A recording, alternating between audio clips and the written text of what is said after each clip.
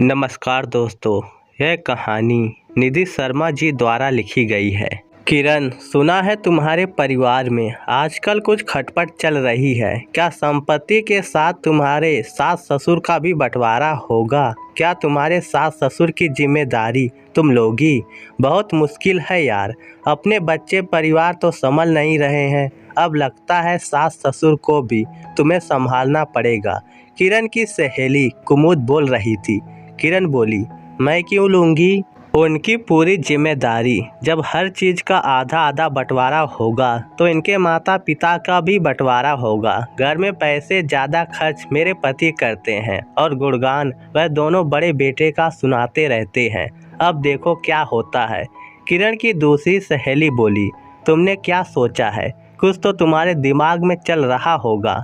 किरण बोली, मैं सोचती हूँ अपनी सास को अपनी तरफ ले लूँगी, कम से कम मेरी थोड़ी बहुत मदद ही हो जाए, क्योंकि ससुर जी तो बस बैठकर ही खाएंगे, एक कम से कम घर के काम तो कुछ कर देंगी। किरण के परिवार में जमीन जायदाद को लेकर खींचातानी चल ही रही थी कि किरण के ससुर भानु प्रताप जी ने संपत्ति का बंटवारा करने का फैसला कर लिया।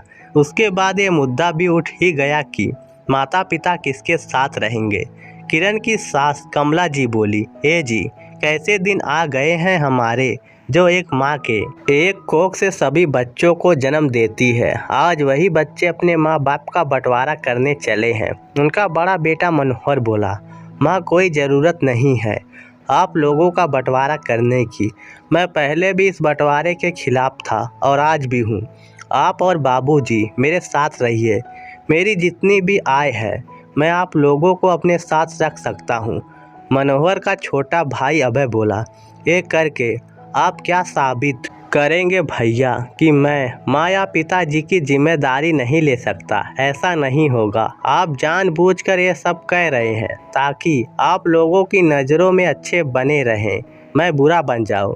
जब संपत्ति का बंटवारा हुआ है तो माँ और बापूजी का भी होगा। मनोहर की पत्नी नेहा बोली, देवर जी, जब हम दोनों की जिम्मेदारी लेने के लिए तैयार हैं तो आपको क्या आपत्ति है? क्या इस उम्र में आप इन दोनों को अलग कर देंगे? ये तो कोई अच्छी बात नहीं। सोचिए, कल को हमारे बच्चे हमारे साथ अगर ऐसा करेंगे तो कैसा महसूस होगा हमें? किरण बोली, हम अपने बच्चों के साथ भेदभाव नहीं करते, जैसा कि इन लोगों ने किया है। हर जगह आपका गुणगान गाते हैं, क्या हम इन लोगों के लिए कुछ नहीं करते? नेहा बोली, तुम्हें ऐसा क्यों लगता है कि मम्मी जी या पापा जी तुम्हें स्नेह नहीं करते? वह हम दोनों को बराबर का ही मान देते हैं, पर तुम्हारी नज़रें वह देख ही नहीं पाती। थोड़ी देर बहस चलती रही, फिर किरण बोली, मम्मी जी हमारे तरफ रहेंगी, अगर इच्छा होगी तो 6 महीने बाद भाभी के पास जा सकती हैं, मुझे कोई आपत्ति नहीं है। किरण के मन की बात उसके मुंह से निकल ही गई। किरण की सास अपने पति से बोली, जीवन के आखिरी पड़ाव में क्या मैं आपसे इस तरह अलग हो जाऊंगी? वह बोले, कमला, मनोहर की स्थिति इतनी भी मजबूत नहीं रही कि वह हम सबका भार उठा सके। तुम चिंता क्यों करती हो? मैंने घर का बंटवारा अभी नहीं किया, हम दोनों एक ही घर में हैं। हाँ, वो बात अलग है कि हमारे कमरे बढ़ जाएंगे, देखते हैं और हमारे भाग में क्या क्या लिखा है। शायद हमारे पिछले जन्म के बुरे कर्म का ये फल है जो हमें आज भोगना पड़ रहा है। जब बच्चों के मन में घृणा और लोभ आता है तभी ऐसी परिस्थिति आती है कि वह संपत्ति के साथ साथ अपने माता पिता का भी बंटवारा कर देते हैं, मानो वह माँ बाप नहीं कोई समान हो जिसे आधा आधा उन्होंने अपनी मर्जी से बांट लिया। समय धीरे धीरे व्यतीत होने लगा। किरण अपने स्वभाव के अनुसार पहले धीरे धीरे छोटे मोटे कामों को अपनी सास को करने को कहती थी। किरण ना तो अच्छा खाना बनाती थी और ना ही अपनी सास से अच्छे से बात करती थी। जब भी कमला जी नेहा की तरफ जाना चाहती, किरण किसी न किसी बहाने उन्हें जाने से रोक लेती थी। कुछ दिनों बाद किरण की माँ उसके घर आई। एक रोज अपनी माँ के साथ बैठकर वह चाय पी रही थी, तभी वहाँ टेबल पर कुछ गिर गया। किरण अपनी सास से बोली, मम्मी जी, रसोई से कपड़ा लाकर इसे थोड़ा साफ कर देंगी। यह सब कुछ किरण के ससुर दूसरी तरफ से देख रहे थे तो उनकी आंखों में भी आंसू थे। तभी नेहा जाकर अपनी साड़ी के पल्लू से उस गंदगी को साफ करते हुए बोली, बस अब और नहीं। एक माँ के सामने तुम दूसरी माँ का अपमान कर रही हो। क्या तुम्हें ये सब शोभा देता है? तुम ये समझ रही हो कि तुम्हारे बच्चे भी ये सब देख रहे हैं? कल को वह भी तुम्हारे साथ ऐसा ही व्यवहार करेंगे। किरण की माँ बोली, नेहा, जब संपत्ति और घर का बंटवारा हो गया है तो तुम इसके घर के मामलों में क्यों दखल देती हो? नेहा बोली, आंटी जी, आप किरण की माँ हो तो मेरी भी माँ जैसी हुई। आपसे ऐसी बातें सुनने को मिलेगी ये उम्मीद नहीं थी। जब बच्चे गलत काम कर रहे हैं तो हर उम्र में माँ उन्हें कान पकड़कर याद दिलाती है कि तुम गलत कर रहे हो। किरण की माँ बोली, मैं क्या बोल सकती हूँ?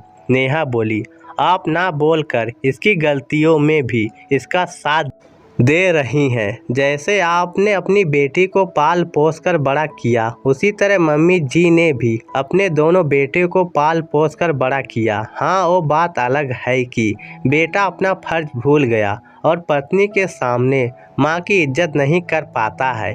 किरण बोली, भाभी, मुझे मजबूर मत कीजिए कि मैं आपका अपमान करूं। आप अपने घर चले जाइए। जब हर चीज़ का बंटवारा हो चुका है तो आप मेरे घर के मामलों में दखल नहीं दे सकती। नेहा अपने ससुर जी के पास जाकर बोली, बाबूजी, क्या आप ये सब देखकर चुप रहेंगे? वह आपकी पत्नी है। आपने अपनी संपत्ति का बंटवारा किया है, अपने आत्मसम्मान का नहीं। माँ जी की जिम्मेदारी आज भी आप पर है। अब आपको कुछ तो कहना ही होगा। नेहा के ससुर जी खड़े हुए और जाकर अपनी पत्नी का हाथ पकड़कर बोले, आज भी मैं इतना समर्थ हूँ कि तुम्हारे सम्मान की रक्षा कर सकता हूँ। वह अपनी पत्नी का हाथ पकड़कर अपने साथ ले गए। अगले दिन भी दोनों घरों में बहस चलती रही। उस दिन नेहा के ससुर जी ने कहा, मैंने संपत्ति का बंटवारा कर दिया परंतु ये घर आज भी मेरा है। अभय बोला, बाबूजी, बेहतर होगा इस घर का भी बंटवारा आप कर ही दीजिए या फिर मेरा हिस्सा दे दीजिए ताकि मैं कहीं और घर ले लूँगा। पिता बोले, जितना देना था मैंने तुम सबको दे दिया, अब आगे की जिम्मेदारी खुद संभालो। अभय, बेहतर होगा तुम अपने परिवार को लेकर अब किसी और घर में चले जाओ क्योंकि ये घर मैंने अपनी पत्नी के लिए रखा है। तुम जैसे औलाद से बेहतर होता मेरा एक ही बेटा होता। तुम अपनी पत्नी और सास का सम्मान कर सकते हो पर अपनी माँ का सम्मान संभाल नहीं सके तो तुम्हें इस घर में रहने का अब कोई अधिकार नहीं है। आखिरकार अभय को वह घर छोड़कर जाना ही पड़ा और पिता ने उस घर को अपने आने वाली पीढ़ियों के नाम कर दिया। अभय जिस हिस्से में रहता था उसको किराए पर लगा दिया। अब किराया और उनके पेंशन से उन दोनों की दवाइयों और खर्चों का इंतजाम हो जाता था।